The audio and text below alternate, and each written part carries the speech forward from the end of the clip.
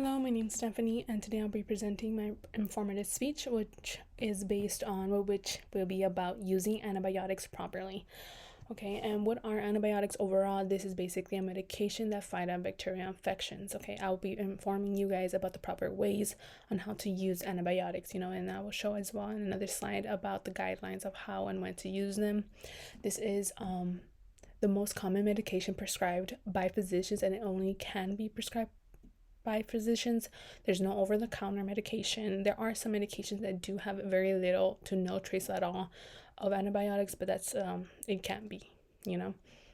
A frequent mistake that many people make is that antibiotics can be used for any type of infection, but that is not the case, because there are two types of germs that can make people sick, and that is bacteria and viruses, and it's only for bacterial infections. And many people don't know that. It's a common mistake, which I can't fault, because I thought the same thing beforehand before I got the right education for that knowledge.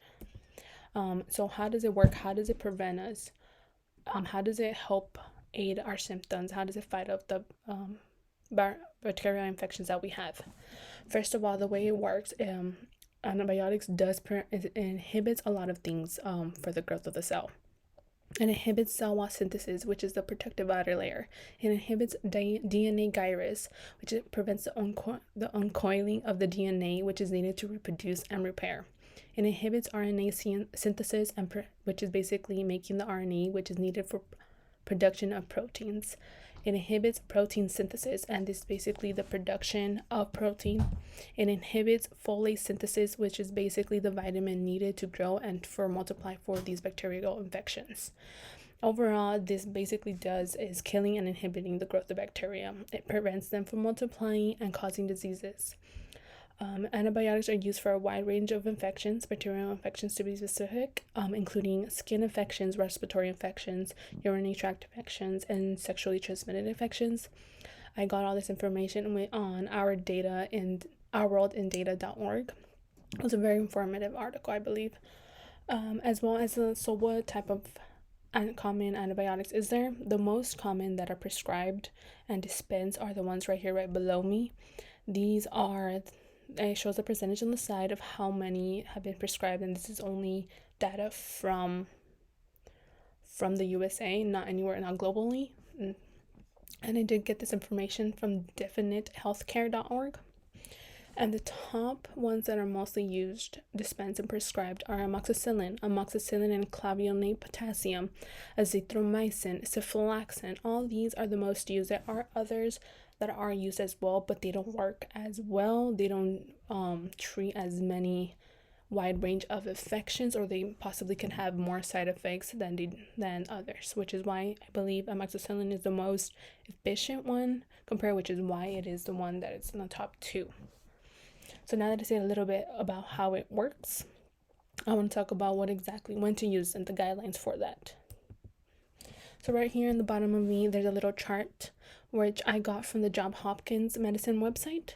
It's basically showing the common conditions that most people go into the hospital to either ask or do get antibiotics. It's strep throat, which is a bacterial infection, whooping cough, which is a bacterial infection, urinary tract. These three are bacterial infections. The three that are not are common cold and runny nose, sore throat, as it says here, except strep throat, because that is a bacterial infection. There's different types. And the flu. The last three, the viruses, there isn't much that you could do. You basically have to let it run its course. There are some medication maybe to ease some symptoms and the pain, but that's basically what it is, that you can be prescribed. The antibiotic won't do much for you at all. It shouldn't be given to you if you have any viral infection. And the ones in the middle right here, sinus infection, middle ear infection, and bronchitis, these can either be bacterial or viruses. It does depend. That's why the doctors do have to take certain tests to determine what type of infection it is. And I think this is where most doctors, I believe, might go a little, not wrong, because I understand that some people demand to have antibiotics to treat these type of infections right away because they can't handle the symptoms from them. Sometimes doctors do prescribe them because either they're not sure exactly the cause, so they just go ahead and prescribe the patient the antibiotic without knowing if it's bacteria and viruses, or they're just waiting for the test results. Some patients might even expect already their doctor to give them antibiotics, which you shouldn't. There's other ways you could treat it, but of course, if it is bacterial, you can't handle it. If it's bacterial, you should just get antibiotics. So a guidelines that I got right here and the side of the chart is that says use antibiotics safely. So the guidelines for this is basically prevent the spread of bacteria. That's basically keeping up your hygiene. The first thing, common thing that we learned since kindergarten: wash your hands. Wash your hands when you go to the once you go to the restroom. Wash your hands when you're doing anything after and before. This is one major thing that could prevent spreading bacteria, which is why it's so important for us nurses to know that, because we will be touching so many things, so many people, and we'll be dealing with different types of bacteria and everything like that once we're in a hospital setting. Number 2 right here, it says know when antibiotics work. That's basically knowing if it's a bacterial or virus. It's a bacterial infection or a virus or viral infection. It also says never demand an antibiotic. Again, that kind of goes with what I was saying before, because doctors do just prescribe it even without knowing if you do, because your symptoms represent a certain infection that could be bacterial. But I think the best thing that you could do is I say recommend for a test result, for a test that will determine that, because you do not want to use one if you don't have bacteria. You don't want to overuse one either, because I will explain later on in the next slide. Never take, this is something that I think many people as well don't prioritize enough, is never take somebody else's medications, because they could have a different dosage, a different type of medication that can affect you differently compared to them, because they got it prescribed from a doctor for a reason. They could have had certain symptoms that you don't have, and it could affect your body more for the worse than for the better, and that's something you could prevent by just not taking somebody else's medication. As well as follow directions on there. Follow directions on how to say twice a day, after a meal, before a meal, once a day, for 7 days straight. Do that. If you think by the 3rd day, oh, it's working, no, take it for the 7 days. You stop one day, it can inhibit already the process, and once you stop a day or 2, or one day, yes, to extend basically the medication, it won't work as efficiently. All right, and I think as well, that's one thing that many people do get frequently mistaken by, which is very important to follow the directions of your medication so it could work the most effectively and efficiently it can. And so now, why is it important for us to know this? Why is it important for us to not take somebody else's, to not always demand it when we're sick? Well, one reason, which is I think the number one fear that most doctors have, is resistance to antibiotics. This is something that is very scary, because if we become resistant to antibiotics, we have one less medication to rely on when we're sick, when we have an infection. It's always best to have as many options for a certain condition as we can, because we don't know what we might need or what we might get next. And if we get resistance to this, it's not a good idea, because it could take years for another new medication to come out, because it includes creating one, making experiments to see how they affect, and then as well as if it has a positive effect, that it kills a certain bacterial infection or whatever infection it might be. Excuse me. It can take years for that, because it needs to get approved. Because they need to see if it has any long-term effects. They need to see the correct dosage for each individual. How does it affect people with maybe certain conditions already, pre-existing conditions that they already have. This is all taken into consideration, and antibiotics is the number one defense line that we have when we have an infection like this. And so basically, how does an antibiotic resistance occur? So when you take antibiotics, it kills either all good and bad cells, the bacterial infection and your good cells that you already have. But sometimes, unfortunately, one or two little cells can survive, can adapt to the environment and to the antibiotic, and those can replicate already, because they're already in a condition and an environment that they're prevailing in. So once this occurs, they could start multiplying and producing more of these bacterial cells.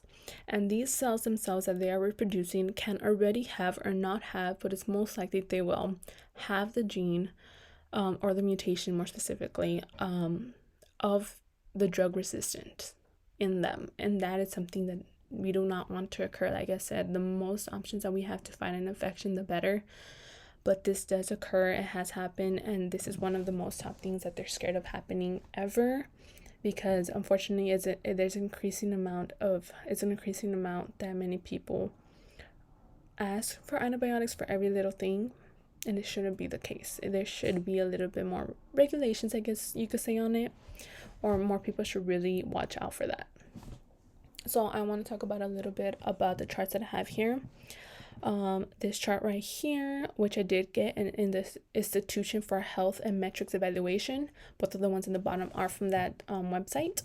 The one right here on the left, that is the line graph, this is a prediction. They used AI to predict the amount of people that could become resistant, and this is globally, by the way.